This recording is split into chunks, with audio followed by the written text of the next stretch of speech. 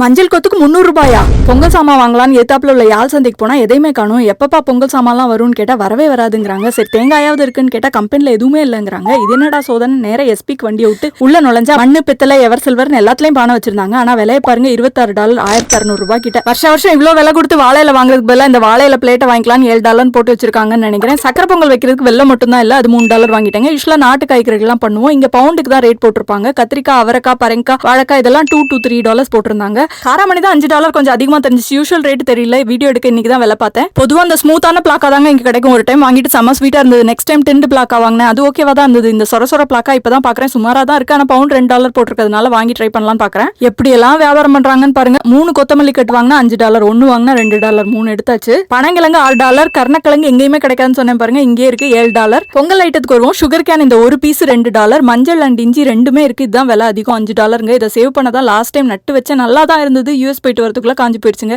ஒரு நுனி வாழையில $120 கிட்ட போட்டிருக்காங்க. மொத்தமா எங்களுக்கு $5000 கிட்ட ஆச்சு. நீங்க என்ன காயெல்லாம் சமைப்பீங்கன்னு கமெண்ட்ல சொல்லுங்க.